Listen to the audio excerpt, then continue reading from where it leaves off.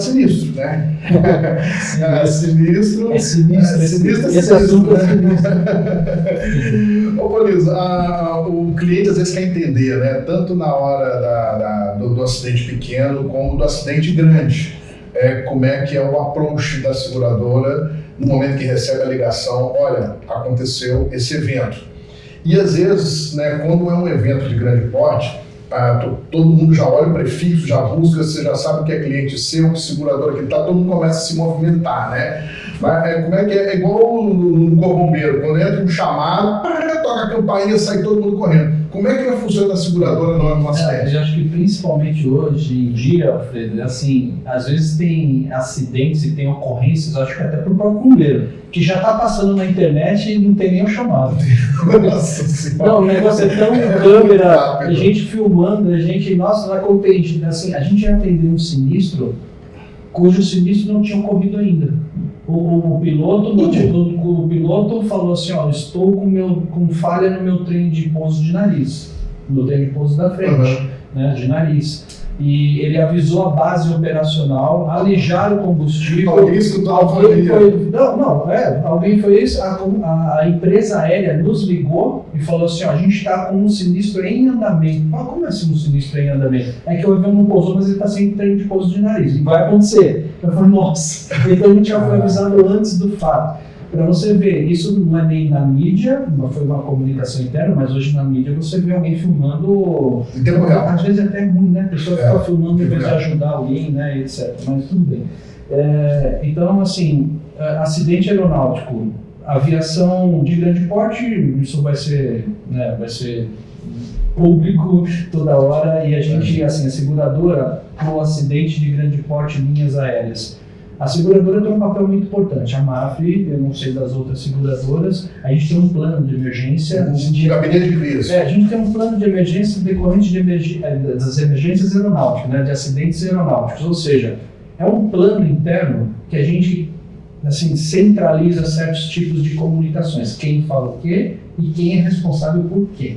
Né? E às vezes, por alguns clientes, eles já determinam o que a gente tem que fazer. Então, quando você fala de grandes empresas aéreas, eles têm um plano de emergência deles, que é obrigado a ter perante a autoridade, né?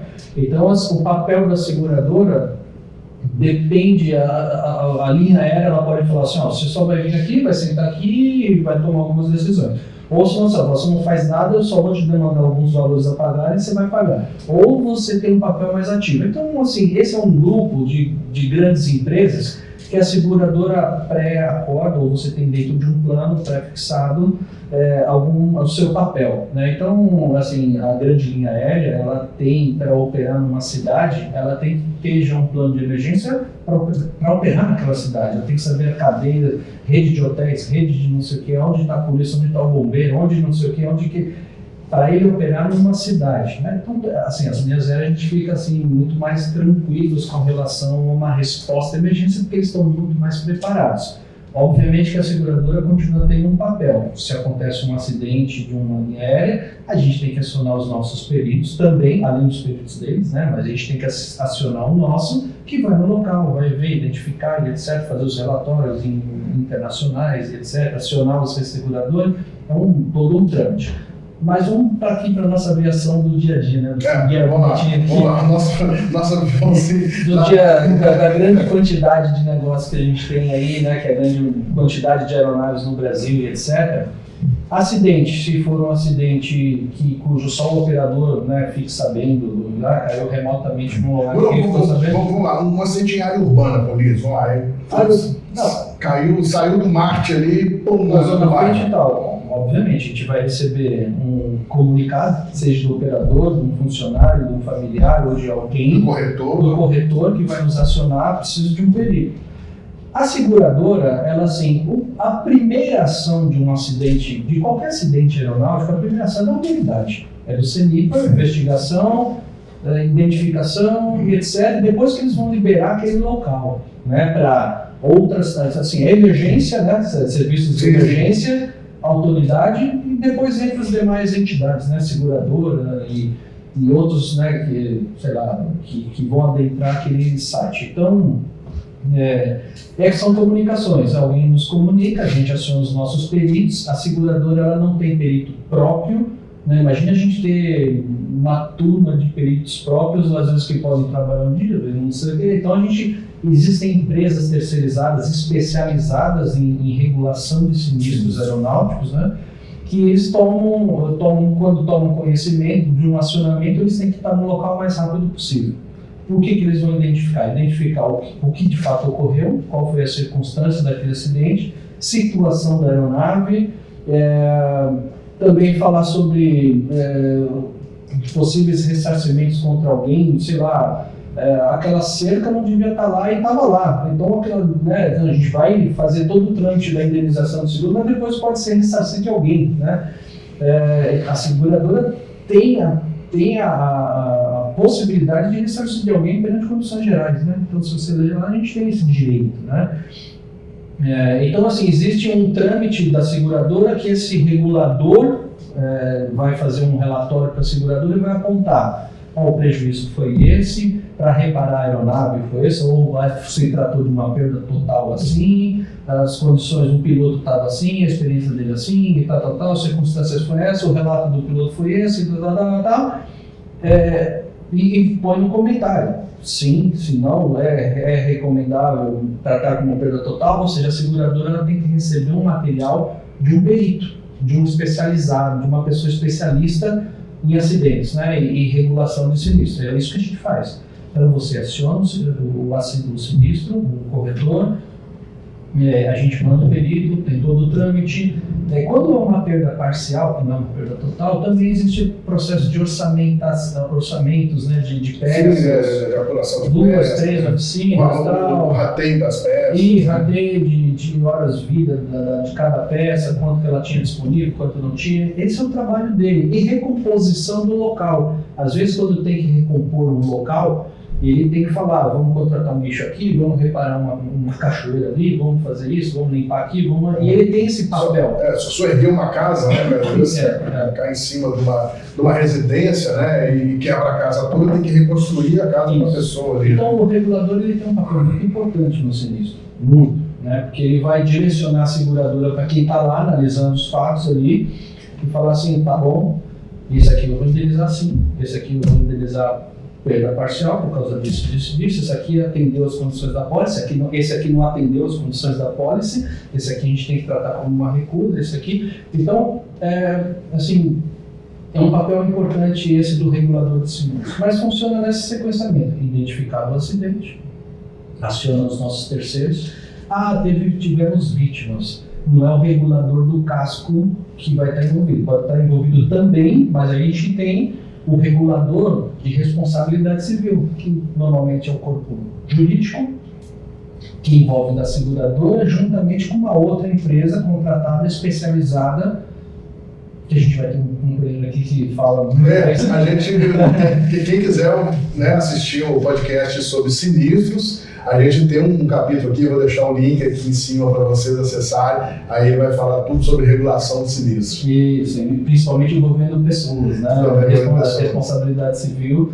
E então esse especialista, ela vai tratar, vai identificar quem de fato eram as pessoas que estavam lá, as pessoas terceirizadas no solo que foram prejudicadas, os terceiros no solo que foram prejudicados, e identificar os valores envolvidos. Então, assim, olha, esta é uma planilha deste acidente, cujo valor total está dando esse valor, a pólice tem essa verba, o operador ele vai estar sendo responsabilizado por isso, ele pode pedir a aqui as notas, né? Está aqui toda a comprovação dessa família, dessa outra, né? O herdeiro assim, assado e tal, e ele vai ter o direito de pedir esse reembolso da seguradora, porque ele causou esse dano a um terceiro, né?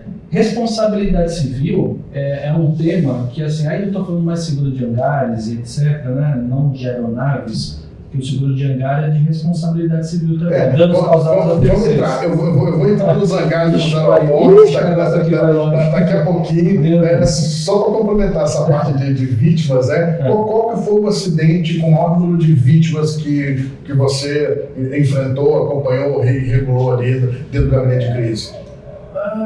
Assim, talvez a gente assim, já teve, né, com mais de 30, 40 pessoas, assim, já tivemos vários sinistros relevantes, porém, assim, às vezes pode ser que menores sejam mais complexos, às vezes quando envolve uma pessoa importante. Às vezes pode ter 2 pessoas a bordo que são pessoas famosíssimas, né? O que vai acontecer? Você pode esperar que a mídia vai tratar esse assunto durante umas 3, 4 semanas, todo dia, na televisão, no jornal e etc. Você, poxa, vai ser desgastante. Vai ser desgastante.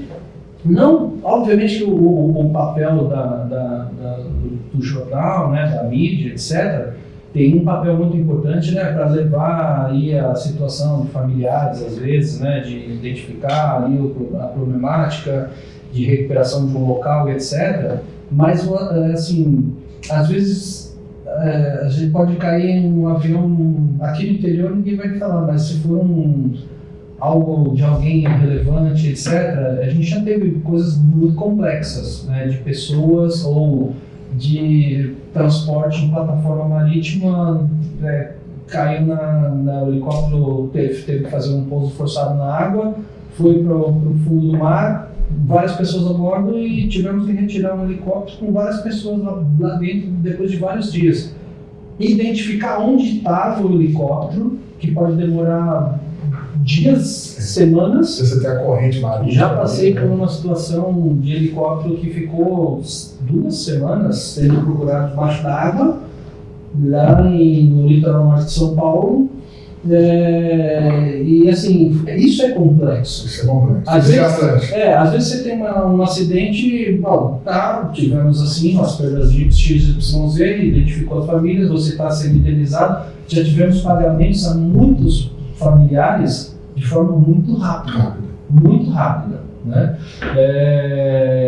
E agora outros tantos que fica desaparecido e vai, não vem, a família aceita, outro não aceita, o copiloto sim, o familiar não, uma pessoa da família não concorda e volta e fica. Por isso que às vezes as pessoas assim, escutam, né? Falar assim, nossa, essa indenização está demorando mais de 10 anos.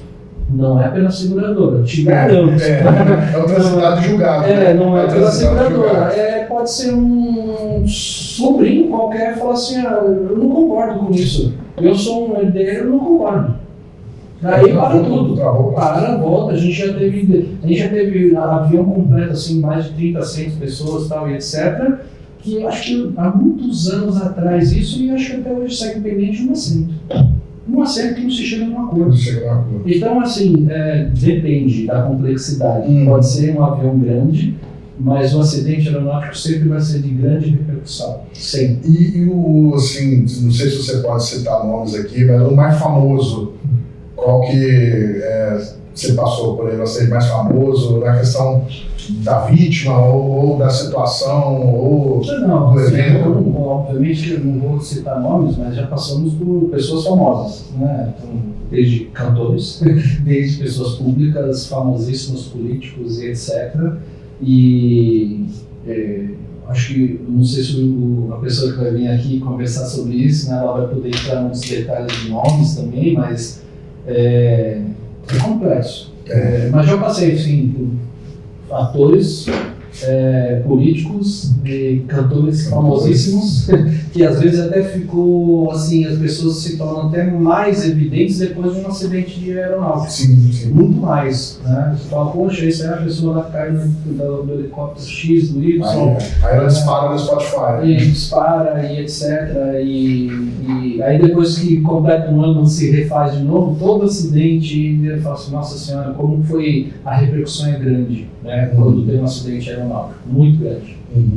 Agora, o acidente público que acontece com órgão público, que já veiculou na mídia, você pode falar alguma coisa, pode contar alguma coisa, que a gente está aqui no Rio de Janeiro, né, e já tivemos, né, aquele acidente famoso lá no Morro dos Macacos, né? Você estava nesse aí da PM do Rio? Sim, a gente estávamos na época, é muito triste, né, assim, pessoas ali exercendo suas atividades, né, e tem um fechamento tão trágico, né, de pessoas aí que você tem que tratar, mas assim, como funciona? É um acidente, né? Então, helicóptero público ou aeronaves públicas, cada um tem o seu tipo de exposição. Rio de Janeiro tem um tipo de exposição. O salvamento, né, aquático, né, da água, né, o salva-mar, tem sua exposição. Civil tem a sua exposição, o militar tem, o bombeiro tem, cada um tem o seu tipo, né? Então, em cada estado, às vezes, tem suas particularidades, né? E a gente tem que estar tratando, por isso que eu falo, o enquadramento de seguro tem que ser baseado em cada tipo de operação, né? Mas assim, aconteceu um acidente, aconteceu lá no morro, seja aqui, ou seja na água, seja em tal, a ocorrência. Aciona a seguradora, a gente chama o perito vai no local, se identifica, tem pessoas envolvidas, chama o outro perito relacionado à responsabilidade civil para identificar as pessoas, responsabilidades do operador aeronave com relação às pessoas que estavam a bordo, se chega no valor, é a mesma sequência, tá? A mesma. Não depende do tipo de aeronave em si. Umas com mais ou menos exposições. Agora é importante ressaltar, porque todo mundo acha que a indenização só acontece em caso de morte e invalidez. Mas a gente viu casos aqui que a seguradora arcou com todo o tratamento de queimadura da vítima por 2 anos, né? Então, essa parte também médica do tratamento, fisioterapia, tudo que aconteceu ali, que foi proveniente daquele acidente, a seguradora não para a pessoa em tudo, né? Não é só em caso de morte e invalidez. Não. As despesas, é toda a responsabilidade que o operador teve para com terceiros. Se, infelizmente, uma pessoa teve que passar por um tratamento ou etc., por um período extenso, ele continua sendo o causador daquilo, o operador. E aquilo continua, ele vai ter que amparar de alguma forma, né? Perante a autoridade, perante todo mundo, e se ele tiver a verba junto à seguradora, ele tem o direito de recuperar da seguradora a verba que foi for necessária para reparar aquele dano causado a terceiro. Tem pessoas que ficam muito tempo, se for uma morte, sim, se for uma invalidez, se for uma despesa médica qualquer. A gente já teve despesa médica que sai muito caro, porque teve que ficar UTI vários dias, não sei o que, e etc., que saiu caro. E tem aquela recuperação de queimadura, né, que a pessoa tem que ficar 8 horas por dia dentro de uma banheira de gelatina, né? Com uma gelatina cara que o hospital tem para a reconstituição da pele, né? E isso é um tratamento caríssimo e que foi 100% amparado pela seguradora, né?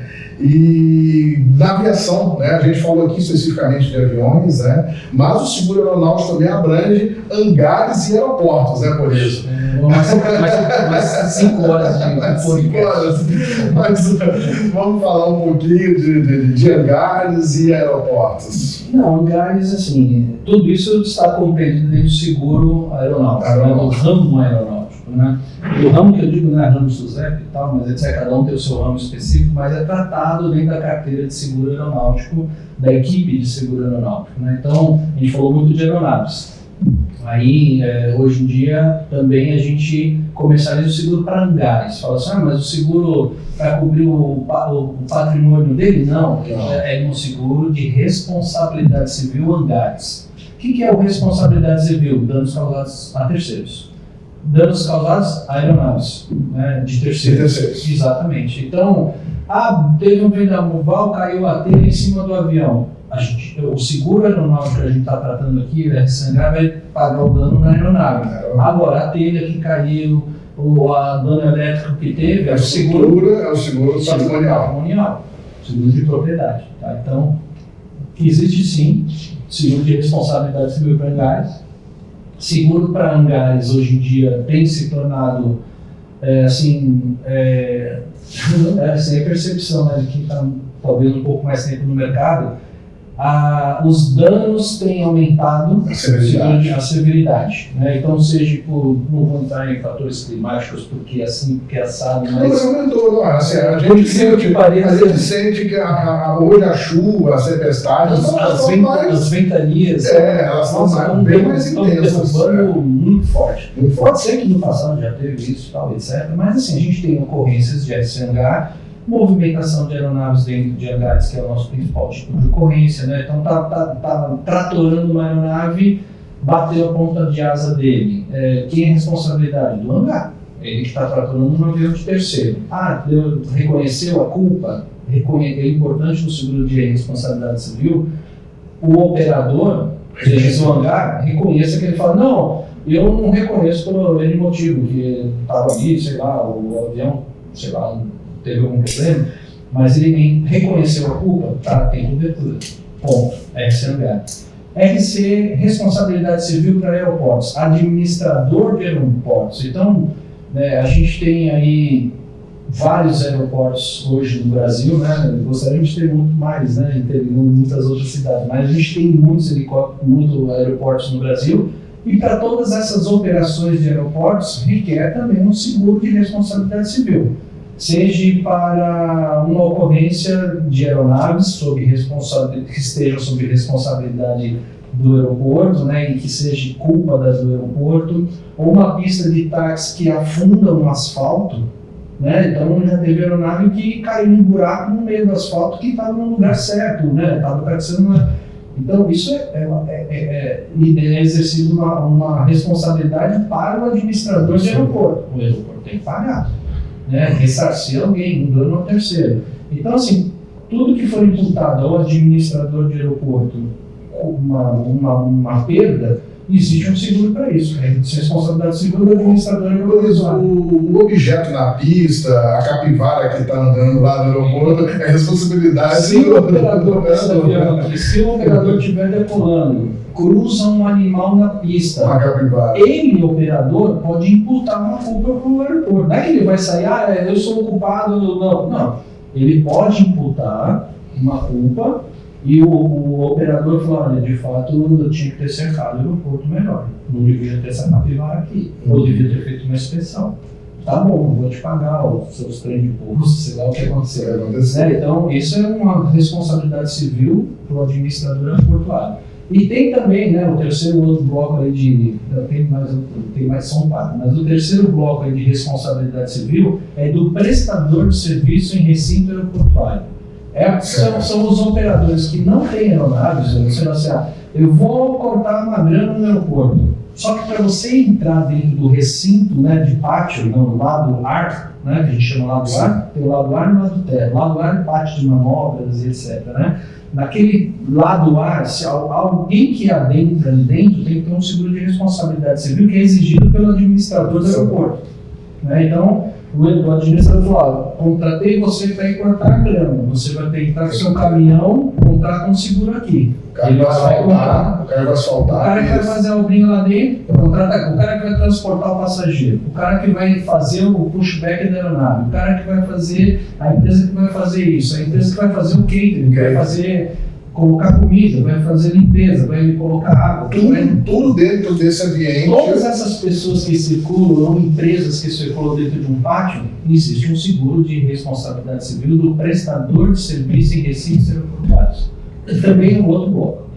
E tem o quarto e último bloco, que é o bloco da responsabilidade civil do fabricante de aeronaves, de fabricantes de peças, de aeronaves, do fabricante de artigos aeronáuticos em geral, né? Então de peças também.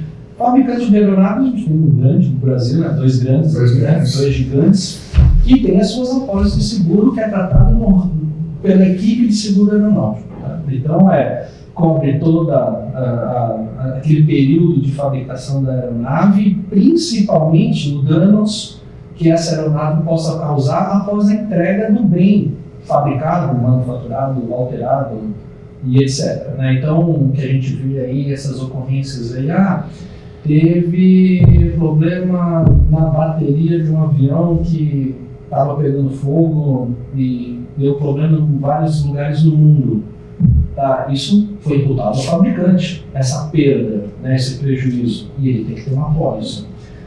Eu fabrico painel de avião, assim, assado, são peças aeronáuticas que podem ser imputadas uma culpa para isso se for detectado se um problema ocorrido foi de fato responsabilidade de quem produziu aquela peça Se o aeronáutica. acidente estiver correlacionado àquela peça. O reverso teve um problema, tal, e etc. Sim, você, né, pode imputar culpa ao fabricante do reverso, pode imputar culpa ao fabricante de uma turbina, pode imputar culpa. Então, cada fabricante ou pessoa que faz uma manutenção, ou que faz uma alteração, ou que entrega algo, ele tem direito a ter algo da aviação, né? Algo da aviação.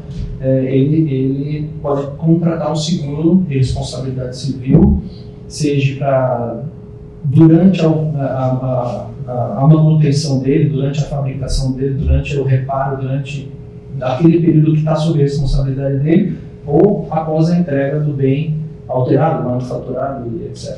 Tá legal. E dentro do hangar ainda tem um hangar de manutenção, né? Você tem um seguro de voo de teste, de manutenção da aeronave, que é uma subclasse do hangar, né? Exatamente. Então, aquele hangar que a gente falou primeiramente, que tem uma oficina de manutenção, que presta serviço de manutenção, ele também tem uma rotatividade grande de aeronaves que chegam para fazer manutenção. E enquanto aquela aeronave está ainda sob responsabilidade da oficina, existe uma cobertura adicional de voo de teste, antes da entrega do bem, né? Que ainda está sob responsabilidade da oficina fazer aquele teste. A ordem de serviço estaria aberta. Está a ordem de serviço aberto, e aí normalmente sai o piloto da aeronave junto com alguém responsável pela oficina, né? Pelo reparo que está sendo feito ali, né? Um supervisor, um mecânico, sei lá, alguma coisa. E existe uma cobertura, se caso ocorra alguma coisa durante esse teste e que o operador da aeronave falou assim, sim, o acidente ocorreu decorrente da manutenção que você estava fazendo. A oficina reconhece, fala, ok, eu tenho uma cobertura para isso. Então, ou seja, acho que todo o segmento do seguro aeronáutico tem amparo, de seguro, tem amparo. Talvez aí algumas novidades que estão aparecendo aí, carro, veículo sem piloto, essas coisas ainda a gente não tem solução, mas eu acho que a próxima geração que vai vir, acho que vai tirar de letra aí esses eVTOLs voando aqui, sei lá, em aerovias aqui, tudo sem piloto, né?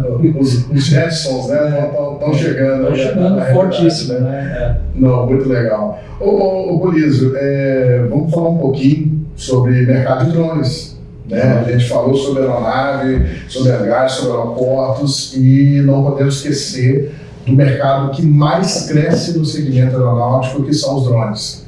E como é que você vê isso? A preparação, como que a modernização desses equipamentos é assustador, que eles mudam de um ano para o outro. E como que a seguradora está correndo para acompanhar essa modernização e também estão ficando cada vez mais caros, né? Tem drone aí com valor de aeronave já. Olha, vocês sabem, vocês são especializados aí nesse setor aí também, a regulamentação de drone, né, aeronave com seguro, necessidades, né, com suas necessidades de seguro para falar, não é uma coisa tão antiga, né? Foi recente. 2017, não é tão distante assim, né? Então a gente aprende a cada dia, né? Então só de a gente já ter algumas seguradoras efetuando seguro para drone já foi um grande avanço, né? Porque uma coisa inovadora é que apareceu no mercado substituindo vários tipos de atividades, complementando outras tantas atividades, né? E sendo tratadas, e como foi tratada pela autoridade, como uma aeronave. Perfeito, seguro aeronáutico, beleza. Mas aí vem, né, você fala, a pergunta foi o que a gente vê? A gente vê um mercado, sim, ainda inovador, né, porque a cada dia você vê várias atividades sendo complementadas, não vou falar substituídas, né, uma inspeção de uma torre de transmissão se faz com drone, com equipamento de última geração, não precisa fazer decolar um helicóptero, pisando, etc. Hoje em dia, maravilhoso, né?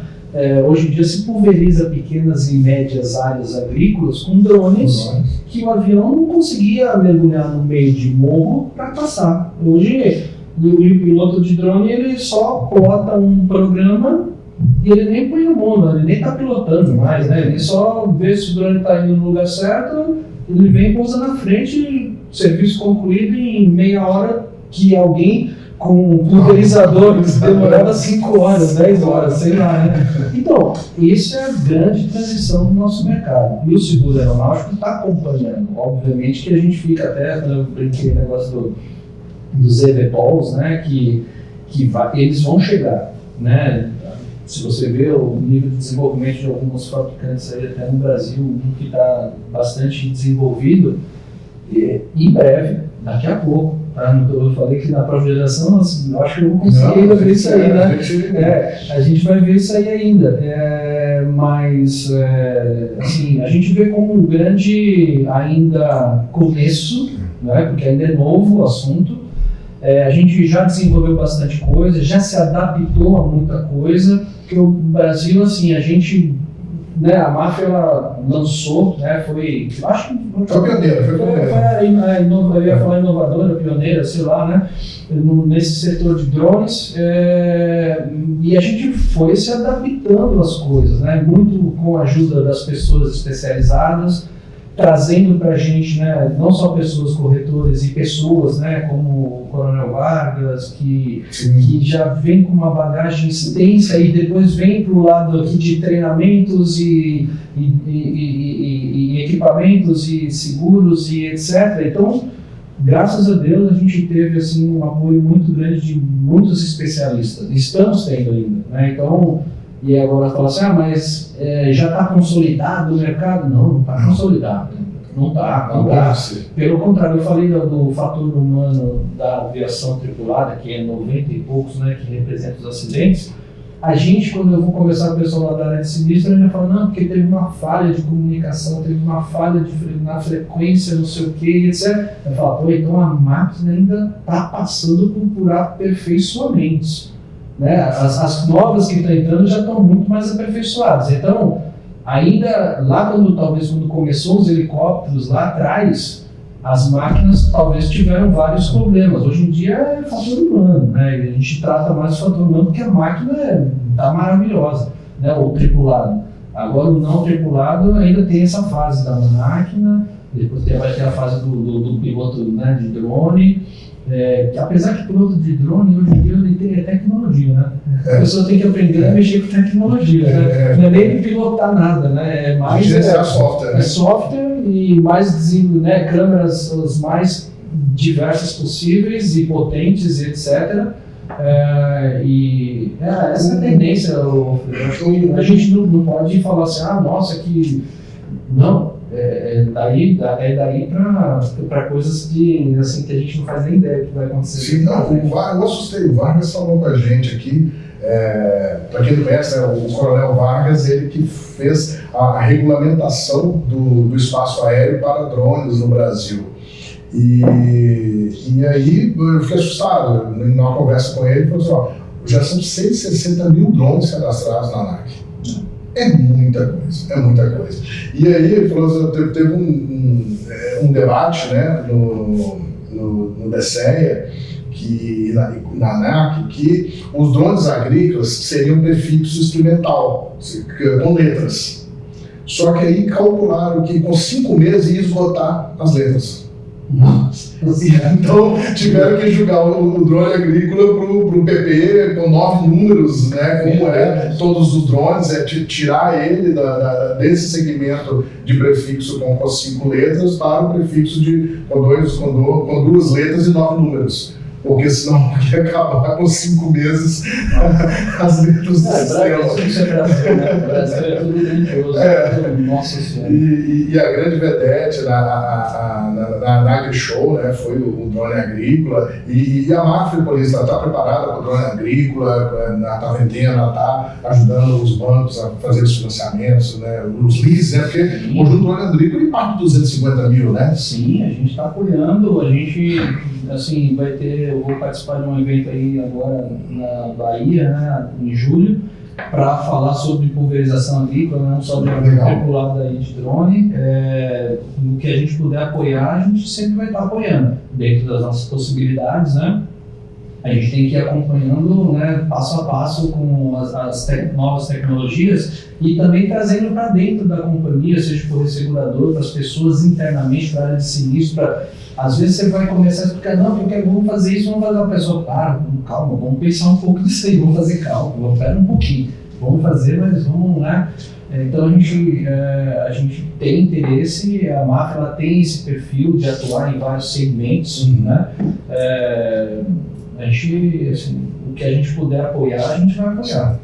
Principalmente a gente, assim, que mais enxerga e que mais a gente gostaria de focar sempre é pelo fator humano, né? Treinamento, ou seja, o drone tem esse negócio de tecnologia, software, etc., mas ainda tem muitas operações, né, com pilotos de drone e tal, aviação tripulada, com certeza. Então, o que a gente quer incentivar muito é isso. A gente tem taxas diferenciadas para pessoas que mais investem, no drone também. A gente tenta fazer algo que a pessoa se torne muito mais consciente, né? Porque o drone pode trazer muito estrago aí também.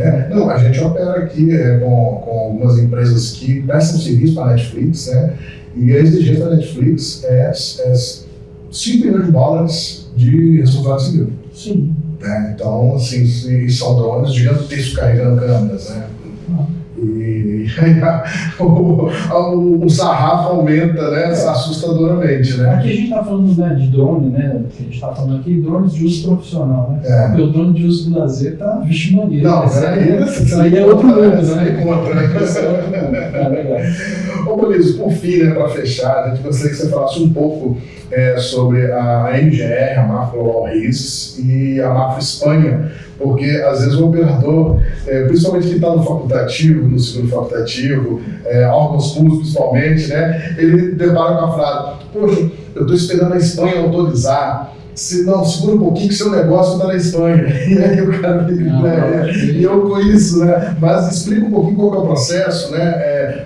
Quando a aceitação facultativa vai para a Espanha, você tem a Mafra Global Risks para poder apoiar. Explica um pouquinho. Acho que assim, a informação ela é Mafra, tá? Não é a Espanha, a Colômbia, não sei quem, é São Paulo, é a matriz, é a filial. Isso aí não existe. Isso aí não existe, tá? Isso aí é a Mafra. Então a MAF, assim, a gente é aquilo que eu falei, a gente tem políticas e políticas, né? Então quando a gente está tratando um risco que a gente tem que dividir com alguém, a gente vai dividir com alguém. Quando riscos que a gente tem autonomia, talvez ele vai ter um fluxo melhor. Mas assim, eles têm um papel muito importante, né? A MAF Global Risks é a nossa entidade na Espanha, porque a MAF é uma companhia espanhola, né? Cuja origem a matriz na Espanha, e ela coordena todas as operações, inclusive a do Brasil, né? Então a gente às vezes, quando depende de algumas autorizações, mas assim, a gente não tem que identificar a MAF Global, não sei o que, é a MAF. A MAF a gente trata como um todo, eles acreditam muito, muito na operação do Brasil. Eles dão uma autonomia muito boa para a gente aqui. O que a gente leva de informação, depois de algumas vezes que eles já vieram aqui, eles entenderam que o Brasil é diferente, né? O Brasil é sempre grandiosidade, são tipos de operações diferentes, né? Para quem está na Europa, assim, quando a gente fala do norte opera de um jeito, do sul opera de um jeito, da PM de opera assim, assada, mas eles já digeriram isso muito bem, né, e acreditam muito, tanto é que a gente está numa posição muito forte pelo apoio que eles nos dão, né? Então, mas a MAF é um todo, a MAF Global Risks, só para entender o contexto, ele é o nosso elo, né, junto à matriz MAF na Espanha, e a gente tem as MAFs espalhadas, né? Então tem pessoas responsáveis por toda a nossa região. Brasil ela é tratada como uma região, né, única, potencial. Tem pessoas responsáveis pela zona latino-americana, mas Brasil tem uma pessoa única responsável para você ver a magnitude do Brasil perante um grupo. Mas tem todo assim, são políticas, né? A mesma coisa que alguém quisesse fazer algo aqui e você determina que para fazer algo você tem que estar participando, né? Tem que participar em conjunto. Às vezes é até bom dividir também com alguém, quando a gente fala assim, olha, aqui no Brasil está acontecendo isso, uma exposição assim de uma cláusula tal, como é que vocês enxergam? Vocês já tiveram isso em algum outro país? Até é bom às vezes dividir com eles, né? Não, e eu achei muito legal, por exemplo, a iniciativa deles virem aqui da MGR conversar com os corretores daqui, para sentir de perto o mercado. Não, mas a gente coordena isso, porque é importante. Quando eles vêm para cá, é importante que eles visualizem o dia a dia, né, dos corretores, as nossas dificuldades, as nossas felicidades, né, o que a gente tem de bom, que a gente pode melhorar, mas principalmente entender assim, o mercado, né? A gente vai levar ele para visitar o melhor cliente, óbvio, eu vou levar isso para visitar esse cliente, mas também eu quero levar ele para visitar o cliente menor, o que tem mais problema, para eles entenderem o dia a dia, porque senão fica tudo maravilhoso, né? Sim. Então eu vou levar num hangar que é ultra moderno, de última geração, com tudo eletrônico, sprinklers e tal, mas eu vou levar no outro, que é um hangar antigo, que está lá operando normalmente, que tem todos os seus critérios de segurança, mas é um outro cenário. Então a gente procura levar para eles, né, e principalmente quando eles vêm para cá, a gente, assim, para a gente ter esse pensamento único, né? Então, eu não digo que eles e nós, não, somos uma coisa só. Um grupo, né? Uma multinacional. Uma coisa só e acho que a gente está muito bem assim, conectados com eles, né? Às vezes, obviamente, que eles, né, a gente briga um pouco aqui, poxa, esse copiloto tem pouca experiência, esse não dá, esse aqui dá para fazer, dá para voar com esse comandante aqui, a gente tem o nosso dia a dia, né, de negociações, não vou falar de discussões, né, mas é o dia a dia nosso, eu acho que é o dia a dia de todo mundo. E pelo fato da Mafra ser uma empresa global, né, hoje, os fatos globais também impactam nos custos daqui, né, a guerra na Ucrânia, né, o acidente da Boeing, isso tudo refletiu aqui de alguma forma. Alfredo, eu não digo só pela Mafra ser global, o seguro aeronáutico é global, o seguro global, né? O seguro aeronáutico ele é global, ele não é uma decisão local somente, né? Ele não é um perfil local. Por exemplo, 11 de setembro, prejuízo de cláusulas de guerra e etc. Quem pagou tudo isso? O mundo pagou. Então as taxas de guerra subiram naquela época, duplicaram, quase triplicaram. A Ucrânia e a Rússia, assim, possibilidades de perdas bilionárias. Confiscão do Putin. Possibilidade de perdas bilionárias. Assim, obviamente que o seguro vai aumentar as taxas de guerra decorrente para quem? Para todo mundo. Foi global. Não foi só para o operador de Santa Catarina, não, foi para o mundo inteiro. Né? Então, assim, o seguro aeronáutico ele é global, as cláusulas são internacionais, né? A cláusulas... O problema do 737 MAX, né, que graudeou e foi identificada a responsabilidade pelos acidentes, isso refletiu no mundo todo, né? É porque o grupo, quando você fala assim, a magnitude do mundo, mas a magnitude é pequena, tá? Não é muito grande esse mercado, né? Quando eu falo assim, muito grande, porque assim, a gente vai ter um grupo de resseguradores que tratam de seguro aeronáutico, né? Um grupo, não é milhares, não, um grupo. Obviamente, você tem um prejuízo gigantesco. Como funciona a mutualidade de seguro?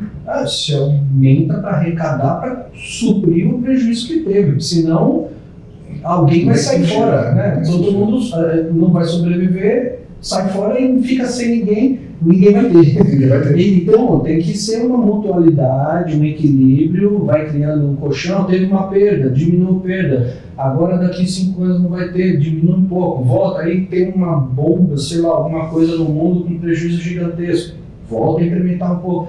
a sinistralidade no Brasil aumentou assim a aviação geral, diminui a aviação agrícola, aumenta, isso é normal, tá? E você tem que ir pilotando, você vai pilotando, você vai discutindo com o cliente, com o corretor, todo mundo batendo, mas tudo bem. Mas é isso. Legal demais. Por fim, Bolezo, qual foi o caso mais engraçado que você já teve na carreira aí, cara? Não, acho que caso engraçado, inusitado, uma coisa diferente aí, descontraída. Não, a gente já teve aí de animais, de não sei o que, de perder carga, né? Coisas de animal que acontece muito, mas eu acho que seguro aeronáutico, em vez de falar do engraçado, né? Eu prefiro até passar a percepção assim da preocupação, né? Eu sempre falo pro pessoal lá, assim, não saia do trabalho, né? Não vá dormir com uma coisa pendente no seguro aeronáutico, isso pode destruir você. Tá? Então você fala assim, chegou aqui uma ordem firme para fechar alguma coisa, mas tá 6h30, amanhã cedo eu faço.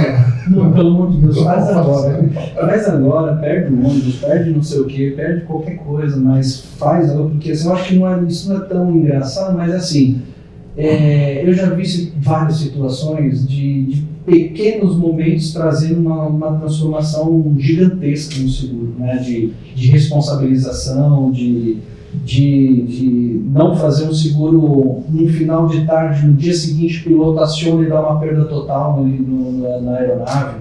E aí fala, não, mas tá inseguro, né? Não, sabe o que é? Ontem eu não fechei, eu ia fechar na hora do almoço. Nossa, mas ele ligou, a primeira partida teve uma perda total. Então, assim, eu acho que não é tão engraçado, né? Mas eu acho que é mais uma mensagem, né, de seguro aeronáutico. Não estou falando que é um bicho de 7 cabeças, mas requer assim, um pouco de atenção, requer de responsabilidade. Eu acho que todo mundo que está, não só há mais tempo, que está começando, que etc., a gente tenta sempre passar essa visão um pouco assim dessas etapas, de conhecer um pouco mais. A gente começou falando da aviação, do piloto e tal. Mas assim, conhece um pouco mais, né? Sobressai, vai atrás, vai no evento, vai na feira, vai não sei o quê, vai no aeroporto, vai procura, né? E a aviação, para quem entra, é difícil sair. Não sai. Simplesmente não sai. E você como piloto, Dolisa, aí a hora que você está ali no cockpit, decolando, olhando, você fica processando tudo simultaneamente ou aquele momento seu que você desliga e vai curtir o voo? Não, eu tenho voado muito pouco, né? Porque agora, assim, mais renovando carteira e tal, etc. Mas quando eu estou voando, eu tenho que voar, tenho que fazer minhas horas, tenho que fazer tudo, desliga. E às vezes até, né, a pessoa fala, poxa, mas você vamos fazer o checklist, e fala, mas eu exijo o checklist dos caras. Então tá bom, vamos fazer o checklist aqui para fazer o pouso. Eu não sei de cor, não, mas vamos pegar o checklist, porque a gente passa isso que é importante. Exato. Né? Então, mas assim, eu procuro dar uma desligada, que para mim é muito importante isso. Dar uma relaxada. Eu vou ali perto de São Paulo mesmo, então nada muito fora assim assim, é mais lazer puramente. Legal demais. Beleza, vamos fechar aqui, eu não tenho como te agradecer, como foi bacana esse bate-papo. A gente não sei se a gente demorou muito tempo. Nossa, não, puxa, ainda tem mais, né? Porque assim, fica aqui um convite, né, para uma volta, para a gente falar especificamente sobre negócios públicos, né, que é um segmento muito específico, muito complexo, né? Então, assim, a gente tem que fazer um podcast só sobre negócios públicos. Mas fica aqui o meu agradecimento em nome do Grupo Consult, Aeroconsult Seguros, L2A Consult, Aeropúblico Consult, que são todas as empresas do grupo. E a gente quer deixar com você aqui a lembrancinha do nosso podcast. Tenho certeza que você vai curtir. Alfredo e toda a equipe aí. Eu que agradeço a oportunidade de estar aqui, passando um pouco dessa percepção do seguro aeronáutico. Eu que agradeço por fazer parte aí dessa edição e fico à disposição para quantas forem necessárias. Você está abrindo o podcast, era o Red, né, que a gente precisava para falar, para abrir o podcast, para fazer o primeiro capítulo. Uma matériazinha muito bacana, muito bacana. Tem uma maquete personalizada, né? Muito bacana. Nossa Senhora. Da Aeroconsult. Muito bacana. Da sua participação aqui com a gente te agradece muito, imensamente. Além de grande profissional, você é um grande amigo, já são 23 anos de amizade, né? Deus fala baixo, né? Então, cara, só elogios a você, a sua pessoa, e agradecimento, né, que no nosso crescimento também foi muito galgado ao seu apoio, aos seus conselhos e aos seus ensinamentos. Né? A gente é muito grato por tudo que vivenciamos e vamos vivenciar daqui para frente. Tem muito mais coisa ainda pela frente. Eu que agradeço, Alfredo, você e toda a equipe aí da Aeroconsult, do Grupo Consult. E o grupo, né? Estão várias áreas aí agora, crescida boa. Não, mas muito bacana, eu que agradeço e estou à disposição aí, que estiver te chamar para outras oportunidades, a gente já compartilhar de alguma forma. Já está convidado para a próxima falar de negócios públicos. Opa, legal. Tá joia? Pessoal, esse é mais um Pode Voar Seguro, com a participação do Carlos Polizo, da Mafra Seguros. Estamos fechando aqui mais um podcast. Obrigado a todos vocês, apaixonados e apaixonadas por aviação. Um bom voo a todos, voem seguro e até a próxima. Tchau, tchau.